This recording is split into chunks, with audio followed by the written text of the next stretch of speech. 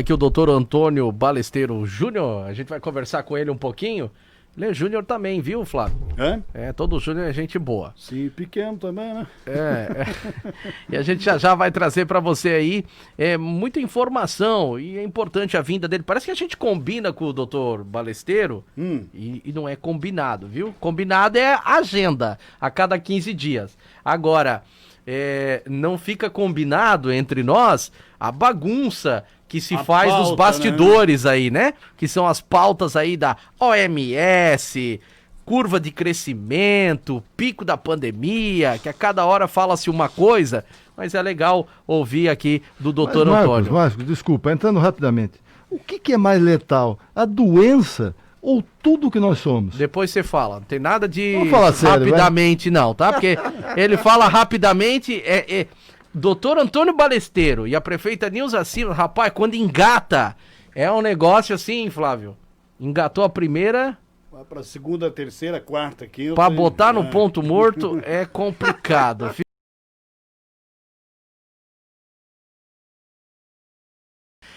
Eu vou trazer o doutor Antônio Balesteiro, Flávio, na nossa conversa, depois de eu ler essa informação aqui. Ontem, o Supremo Tribunal Federal retomou o julgamento, agora em plenário, sobre as fake news. Notícias falsas. Isso, sabe aquele inquérito lá que o Alexandre de Moraes, ele despacha aí prisão daqui, prisão dali, inclusive a gente viu um catarinense envolvido, um grande empresário, Luciano Hang, né, foi acusado aí, fizeram buscas e apreensões em sua residência, outros empresários, outras pessoas também foram alvo dessas buscas e apreensões, pois desde ontem o Supremo Tribunal Federal passou a votar em plenário agora a decisão dos ministros sobre se este inquérito das fake news, nas quais investiga ameaça a ministros do Supremo Tribunal Federal e a disseminação de conteúdo falso na internet, é válido.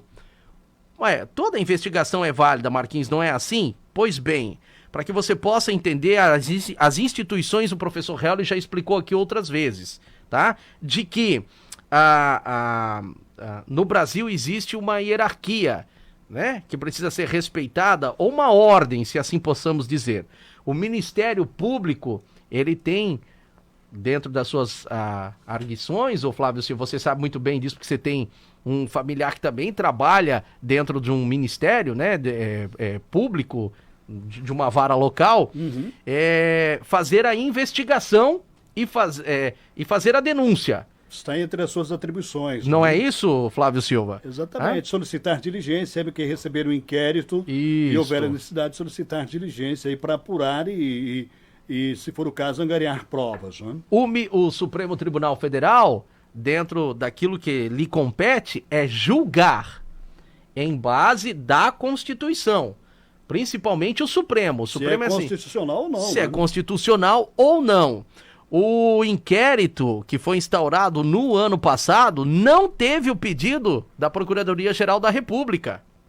O presidente Dias Toffoli abriu a investigação de ofício e nomeou o ministro Alexandre de Moraes como relator deste inquérito. Fazer sorteio, inclusive. E não foi feito sorteio, foi uma nomeação direta.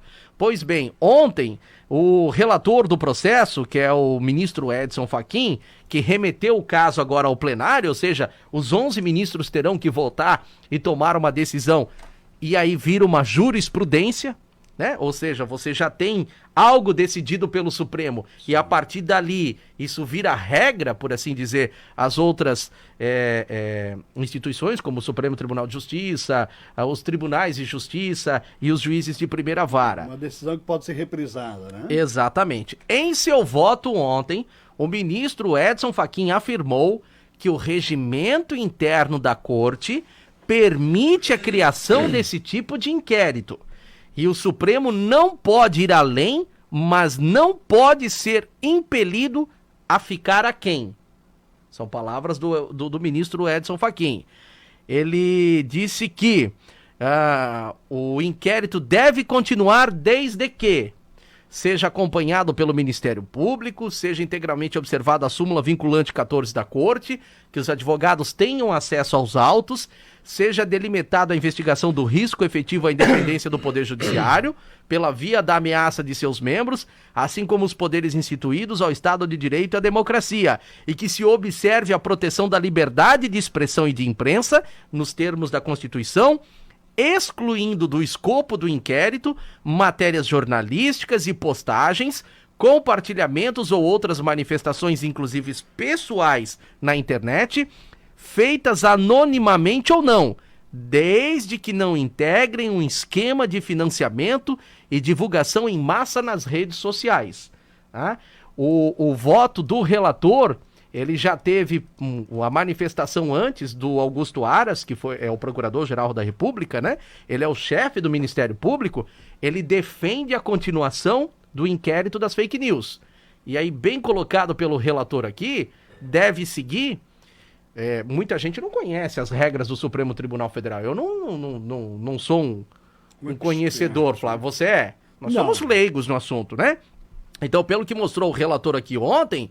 Tá? O inquérito, pelo seu regimento interno, permite esse tipo de criação, porque o Dias Toffoli foi muito criticado quando colocou isso em prática, mas é talvez a forma como o Alexandre de Moraes tem conduzido este processo, que é o ministro que ficou responsável, sabe, Flávio? Por isso que o assunto veio a plenário. E aí causando uma certa polêmica, né? Talvez tenha sido por essa forma de condução e que tenha causado essa polêmica. Agora é objeto de muitas discussões ainda, não é, Marcos? O importante é que todos os fatos sejam apurados, que essa investigação das fake news, né, não pare no meio do caminho, que tudo seja concluído, porque a gente sabe do prejuízo que isso pode causar. A sociedade como um todo, muitas vezes um prejuízo pessoal também, quando envolve pessoa, quando envolve o particular. A gente sabe do tamanho do prejuízo, do estrago que pode causar na vida. Né? Olha a colocação aqui do Marcos Aurélio de Oliveira. Ele falou: estamos em tese sendo governados pelo Supremo Tribunal Federal. Pode isso? Ó, Marcos Aurélio, a gente já falou aqui, na verdade, o Supremo Tribunal Federal tem a responsabilidade de dizer é constitucional ou não é constitucional. Isso seria mais um de ponto qualquer de equilíbrio, né? Seria um ponto de equilíbrio. Exatamente. Isso entre os poderes. Né? De qualquer poder. Isso do poder legislativo. Se o poder legislativo exagerar, né? O Supremo tem que falar, peraí, isso é causa pétrea, não pode mexer aí. Né? A gente já ouviu falar isso em outras, até a reforma da Previdência, ela foi uma discussão se era uma cláusula pétrea da Constituição ou não. Quando é uma cláusula pétrea, não pode mexer, a não ser por uma proposta de emenda, uma reforma constituinte, né? que é diferente de uma proposta de emenda da Constituição. Mas, Marcos, eu vejo que muito mais a sociedade brasileira, o mundo está em discussões, né? E até a gente vai falar sobre isso também. Muito pior que a pandemia é o que está vindo à tona. São discussões ideológicas, descabidas, radicais, que já não se faz há muito tempo, temas já superados, discriminação racial, discriminação pessoal. O extremismo no Brasil chegou a um ponto insustentável. Eu não aguento mais. Ninguém aguenta mais. Tanto desrespeito, tanta bobagem falada por governantes, por pessoas da sociedade, por deputados e por outros atores menores. Então o Supremo, eu acredito que também não aguenta mais. Né? Se os atores não estão resolvendo, tá? O Judiciário está tomando uma posição. Eu vejo que é muito louvável. O Ministério Público não é poder judiciário. Ele é um controlador do sistema. Sim. Certo? Sim. Tem várias atribuições, o Flávio mesmo falou. Tá? Ele tem que fazer parte. Agora, ele tem que fazer parte de uma maneira independente. A verdade, ele tinha que ter tomado a iniciativa nesse sentido. E mesmo né? o Ministério Público, nesse momento, a Procuradoria-Geral da República, eu creio que ninguém, em sã consciência, possa dizer que é independente. Primeiro, não foi nomeado um procurador-geral pela lista tríplice. Exato. Tá? Que era como tinha sido eleito. Foi nomeado alguém que era de interesse do chefe da nação nomear. E isso não é protocolar. Tá? Então, tudo está fora de ordem. Então, o Supremo, acredito até louvável o que o Supremo está fazendo. está tentando organizar uma geleia real que se transformou no Brasil, um palco de ódio, de discriminação, de desrespeito, que está afrontando a todos, pelo menos qualquer um que tenha sanidade mental e bom senso. E você sabe que eu acho que o Flávio vai nessa opinião. Eu vou expressar a minha aqui, ó. Também sou favorável ao inquérito das fake news, desde que você siga isso que o relator falou. Todos os pareceres ali... Transparente. E principalmente assim, ó. Nós vivemos num Estado democrático de direito. Ou seja, as pessoas têm a liberdade de expressão, de falar o que pensam. As pessoas, não robôs, não empresa contratada para dirimir ou para pegar a imagem de uma pessoa e jogar no lixo. E aí independe de partido, de ideologia, de direita, de esquerda, que todo mundo fez isso na eleição. Ali não tem nenhum santo. É um acusando o outro. E aí é o grande... Desculpa, Marcos, mas é o grande problema. Porque tem processos... Né, pedindo a cassação da chapa no Tribunal Superior Eleitoral. Tribunal Superior Eleitoral, que quer se conversar com esse processo. Estão discutindo isso também. Claro. Vocês vão trocar informações. Mas isso é oportunismo isso pode... também. Sim, mas as informações são amplas. Isso pode afetar diretamente também. Então tem muitas coisas envolvidas, mas... Compartilhamento aí é perigoso. Tem que ser uma coisa transparente, né, e para todos. Tá? Todos têm um pouco de culpa nessa história. Sim. Esse é o fato. Com certeza. Tá? Você tem extremismo de direita, como você tinha algum tempo atrás extremismo de esquerda. Tá? O bom senso que não está existindo. O respeito à vida humana, o respeito à boa informação. No momento desse de calamidade, Marco Júnior, a pandemia não é mais notícia, cara. Tá? As notícias são coisas muito piores do que ela. É roubo, é atentado às pessoas, são coisas horrorosas. Ela é notícia, mas ela é uma notícia desvirtuada.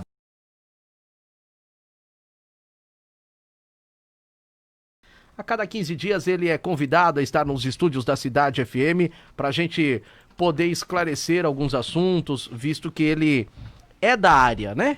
Consultor em gestão de saúde, palestrante e colunista, o Dr. Antônio Balesteiro Júnior sempre está presente com a gente aqui para a gente falar um pouco a respeito de situações.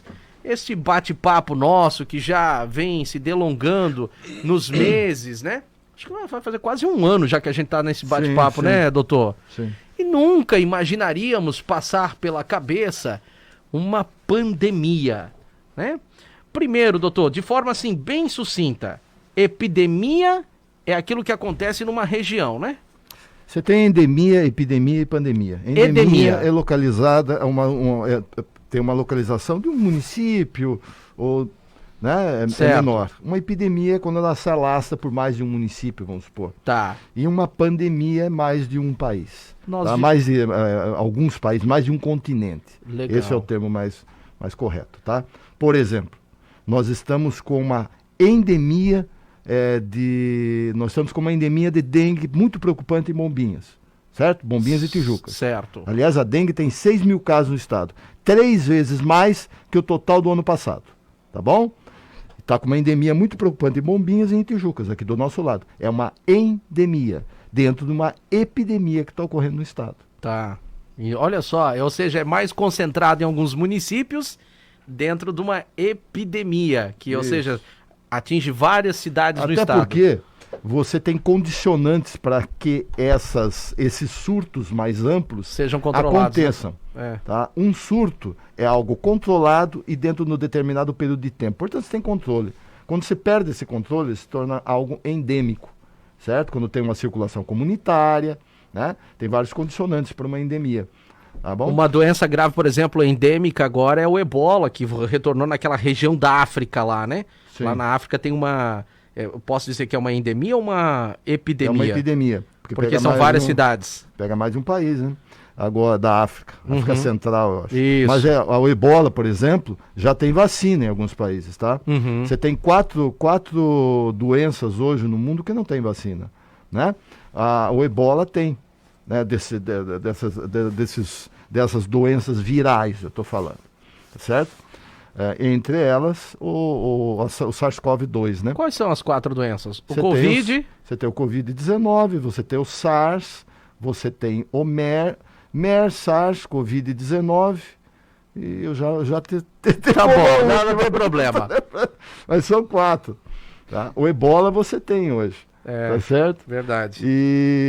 Mas vamos lá. Mas se tem a vacina por ebola, e aí uma dúvida minha, por que está voltando, né? As pessoas ou os governos não estão preocupados com a prevenção por lá?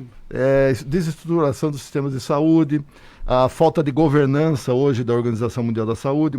Organização Mundial da Saúde, o Brasil, para sair da OMS, é uma loucura. O Brasil não é os Estados Unidos, cara. Não tem a mínima condição de fazer isso, é uma bobagem. Tá? Não tem condições. O Brasil não deve deixar a OMS. Não pode, né? Porque não tem condições. O Brasil ainda é criança pequena. Tá? E mesmo que não fosse, tinha que ficar lá. A OMS é um ganho. Só que ela precisa ser reestruturada. Tem cometido muitos equívocos. O último agora foi divulgar uma pesquisa bem elaborada, que pacientes assintomáticos não transmitiam. Raramente transmitiriam a Covid-19, né? Falou uma coisa num dia, no outro dia...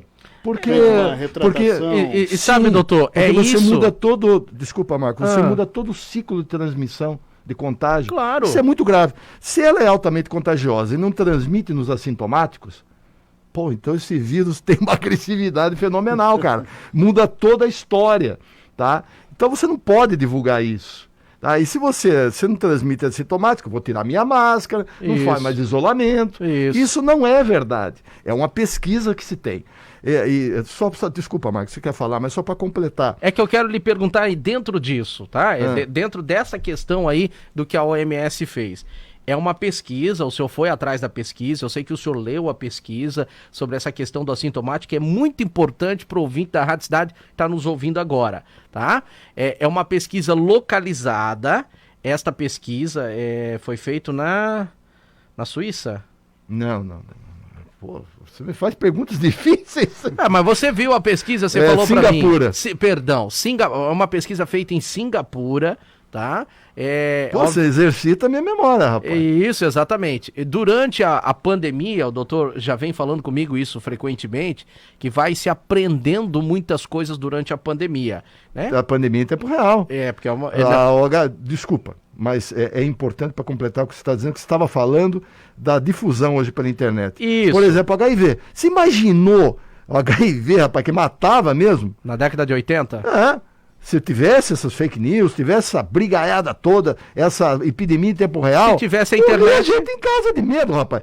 E o HIV você está aprendendo até hoje, e até hoje não tem uma vacina. Você tem antirretrovirais, você tem medicações de suporte. Tá. Então a pessoa hoje vive com HIV. Então vamos lá, vamos voltar nos assintomáticos. Ou com AIDS, né? Que você pode ter HIV. Isso. Vamos retornar aí os assintomáticos. Você confirma então, assintomático... Desculpa, a última. HIV. As 4. As 4. SARS, que não tem vacina. SARS, MERS, o SARS-CoV-2. O SARS-CoV-2 e o HIV. Isso. Ô, Flávio, doutor, assintomático transmite, então. Por que a OMS está fazendo isso? Ela chega num dia e fala uma coisa... Primeiro fez o rolo da cloroquina, né? Aí a gente pode até entrar no rolo da cloroquina, que a gente entende que a cloroquina, se ela usada...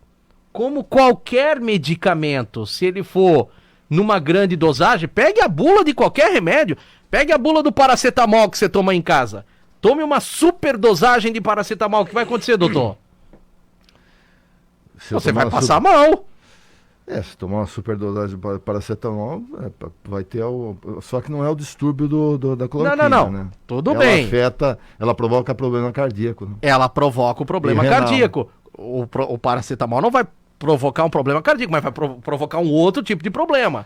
Qualquer medicação em que você, inclusive vem na bula, em caso de superdosagem, evite o vômito, procure a orientação médica o mais rápido possível, não é assim que diz? Tem pessoas que inclusive são alérgicas a determinadas medicações. Exato. Só que a cloroquina, no caso, a grande discussão não é o uso da cloroquina.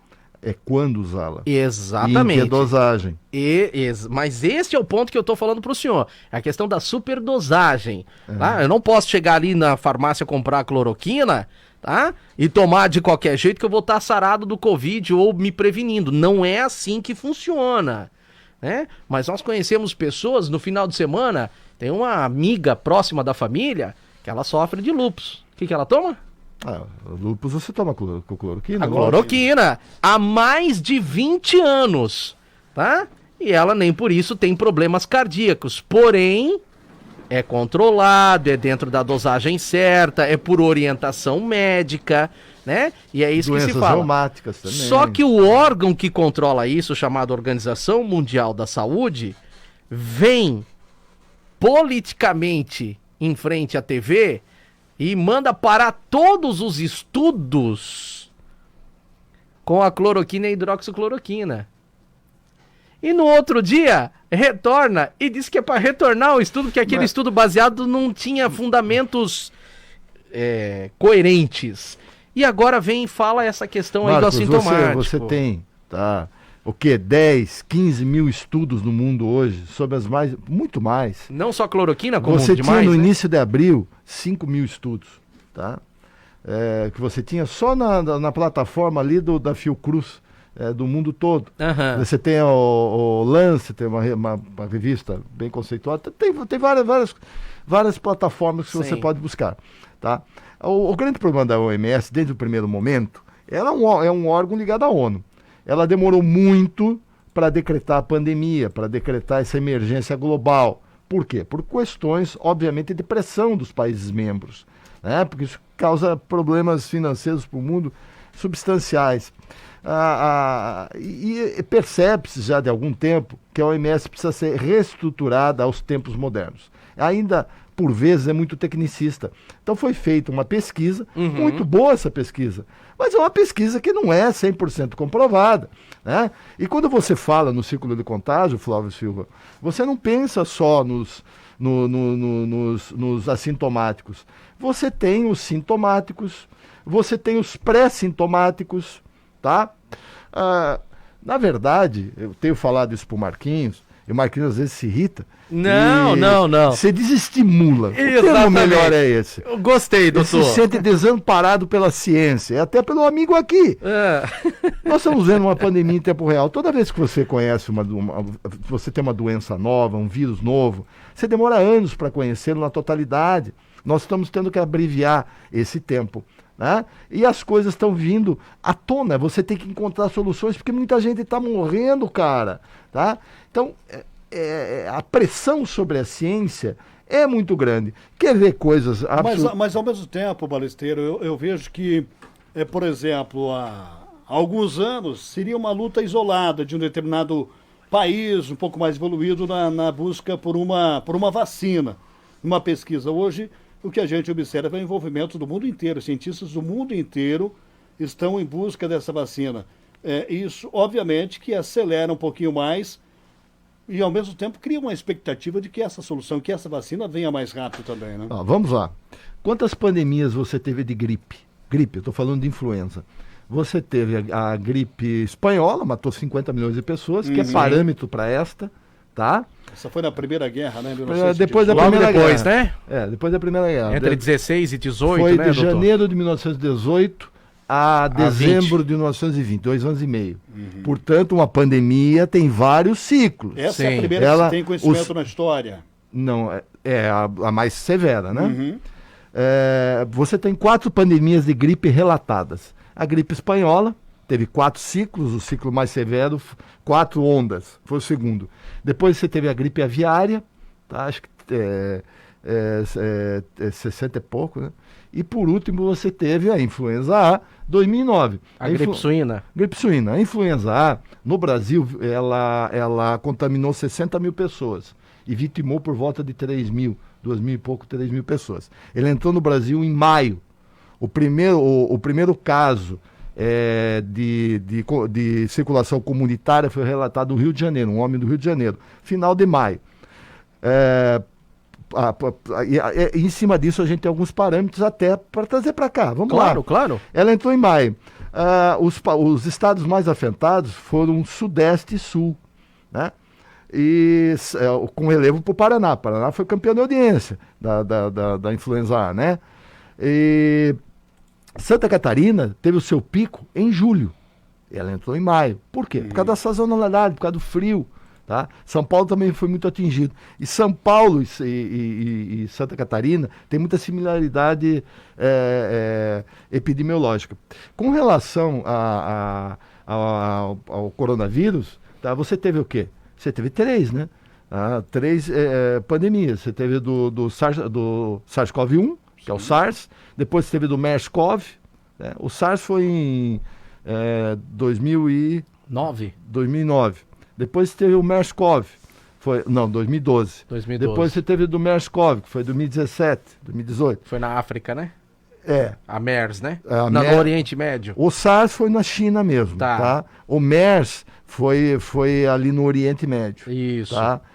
Altamente letal, inclusive. Aliás, teve o SARS-CoV-2. A Covid-19, quando a gente brinca assim, vem aí a Covid-20 S Max Plus, a Covid-19 já é o S Max Plus, tá?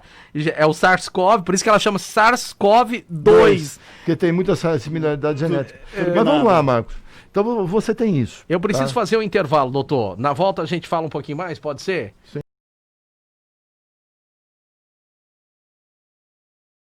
Estava falando antes, doutor, segue aí o teu raciocínio para que a gente possa entender, por favor.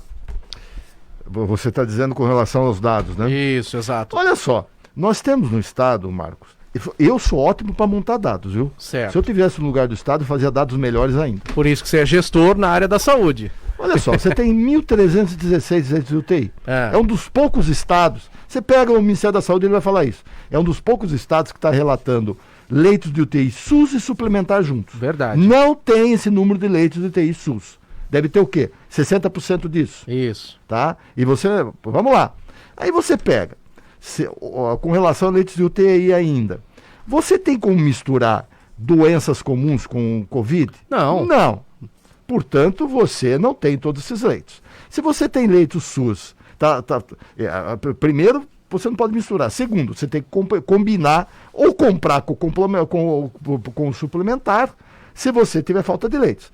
Daí você pega a região aqui de Itajaí, tá? Que já é a segunda do estado com maior contágio. Você perguntou para mim, pico da pandemia, quando vai chegar aqui, para a gente fazer um parênteses, tá? Que não temos tanto tempo. Aliás, eu brinco com o doutor, viu? Porque assim, claro que a gente vai aprendendo durante a pandemia, né? Mas dizia-se que era do dia 2 ao dia 8 de maio, depois dizia-se que era de maio para junho, e aí quando ele chega, brinca assim, doutor, hoje é dia 11 de junho.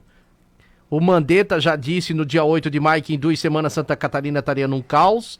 Então assim, a gente fica perdido, doutor. Você tem números maquiados, é difícil você se achar. Tá? Então eu não tenho bola de cristal. Um consultor trabalha com dados, com número, e em confiar que a pessoa que passa esses dados seja verdadeira. Certo. Né?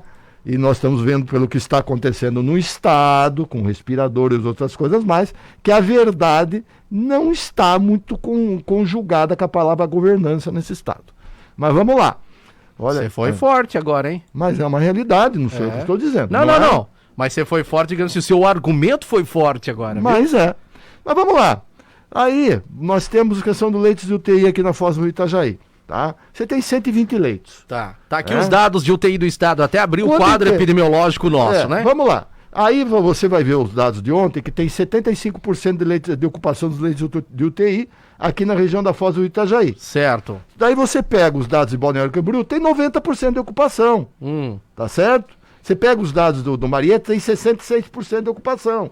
Né? Eu não sei como é que eles fazem esses números, mas eles maqueiam.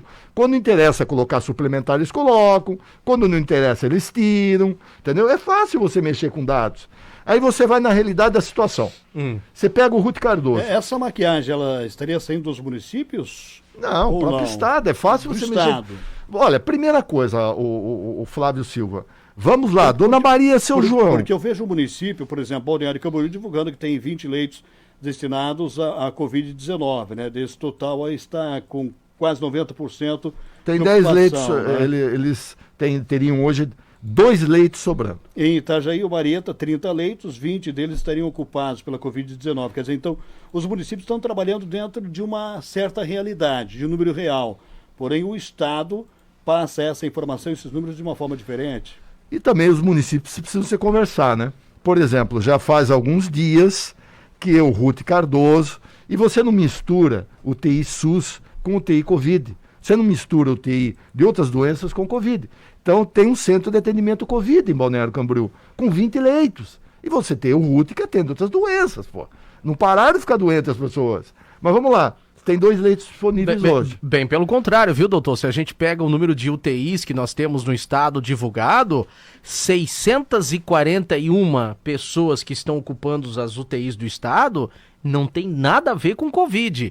Nesse segundo que o estado está divulgando. Nota, porque a gente tem que se basear na informação daquilo que chega para nós. Apenas 169 pessoas estão ocupando UTIs no estado, confirmados mais suspeitos. Mas vamos lá, realidade prática das coisas, não no mundo suíço, no mundo ideal. Vamos para a realidade dos fatos, que é aqui a dona Maria, o seu João, que precisa, que se tiver uma síndrome respiratória aguda grave, tá? E nem vai poder ser diagnosticado Covid, porque com teste rápido você não faz isso, ele é ineficaz, poxa. Todo mundo sabe disso. Prefeitura de Lages deixou de fazer os testes rápidos porque 12, não tô falando 12 na sequência, deram erros. Deram positivo e no LACEN deu negativo. Marco Júnior, olha só, eu tô tentando falar uma coisa e você já me trouxe dados, muitas outras coisas desconexas. O que nós chegamos à conclusão, antes de eu concluir o que o Flávio Silva merece da resposta, é que tá tudo errado. O problema não é a Covid, dona Maria, seu João. Tá? A Covid, e ela não existiu, apareceu na Copa do Mundo, com a roubalheira que foi, na Olimpíada, falta de planejamento, mau uso do dinheiro público, falta de respeito humano. Só que agora morre gente. E as pessoas estão pensando nos seus interesses menores, estão pensando em política, estão pensando em, sabe, em enriquecer ilicitamente, cara. Esse é o problema. Isso revolta a gente. A infodemia, né? E também a infodemia. A infodemia, tá? E o ser humano-demia, que é muito pior. Gostei dessa. Tá? O ser humano-demia. Fala a verdade, cara. Aí você pega o Ministério da Saúde, que não tem ministro da Saúde, tá? Todo mundo sabe que precisa fazer testagem. Testagem faz o quê? Com testes rápidos? Não! Testagem você faz com o Real-Time PCR. Tá? O RT-PCR, que é o que dá eficácia. A partir disso faz o planejamento. Olha, então vamos fazer um distanciamento social ampliado, que nem fez aqui no estado de Santa Catarina. Cara, você mata a economia, bicho. Investe em teste rápido, a partir disso você vai fazer um planejamento de um distanciamento social inteligente. Você não faz a dona Maria passar fome, seu João passar fome, o Estado não tem arrecadação.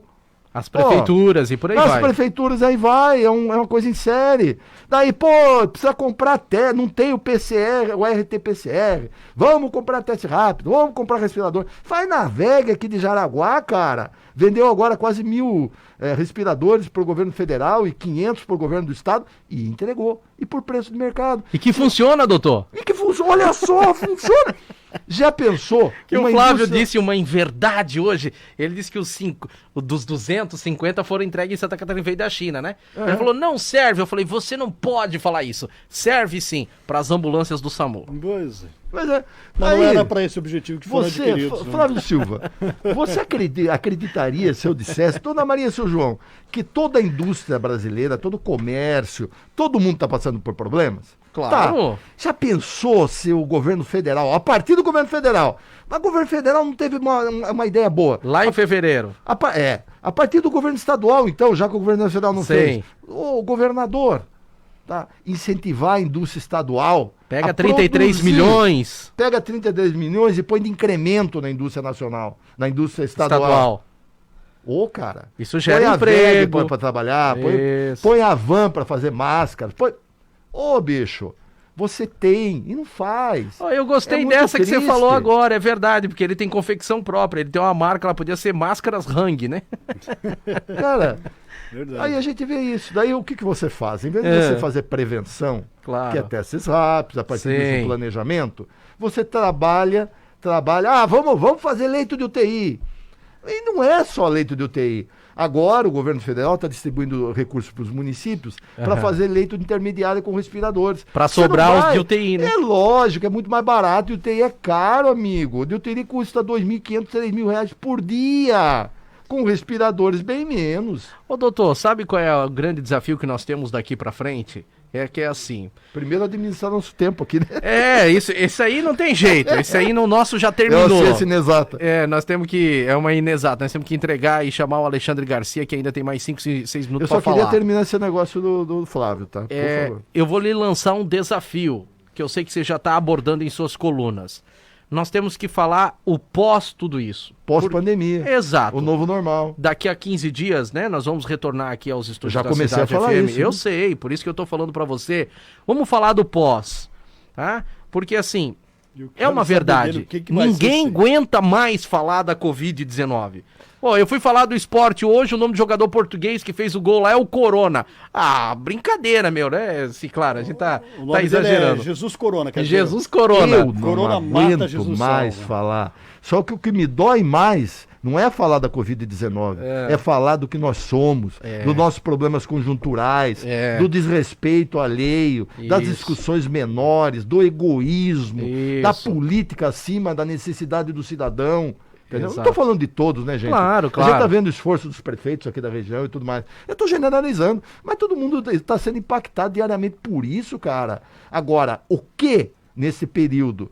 Porque, olha, Dona Maria, seu João, Marquinhos, Flávio Silva, a vida vai mudar, tá? As relações profissionais vão mudar amplamente, é uma nova reforma, é uma nova revolução industrial. Quem não perceber isso, tá, não vai conseguir caminhar. Agora, quem perceber vai entender o senso de oportunidade que tem de transformação. Um dos nossos diretores, o Ivan Hesner, ele sempre fala isso. A gente teve uma reunião recentemente, ele falou assim, ó, e citou isso, mudou. Nós estamos vivendo uma revolução do físico pro online, sabe o virar a chavinha? Não é mais aquele, o normal que a gente tinha antes e se conformava com aquilo. Nós vamos ter que se reinventar. No dia a dia, no comportamento em sociedade, dos governos, então, nem se fala. Questão estrutural, saúde, como você está falando. As pessoas têm que se repensar como seres humanos, Isso. entender, sabe? Destruição do planeta, superpopulação sem assistência das pessoas, egoísmo latente, um enfrentamento desnecessário. Então nós precisamos assimilar que isso não é bom para nós. Legal o papo hoje, tá? Não ficou no Covid, você tá vendo que a gente foi mais amplo, a gente abriu o leque. Covid, Marcos, afeta 20% da população, pronto. Não mudou esse conceito. Só que se nós não contribuirmos, esses 20% morrem. E dentro desses 20% está um avô nosso, está uma tia nossa, está um irmão nosso que tem uma comorbidade, seja jovem. Pode estar você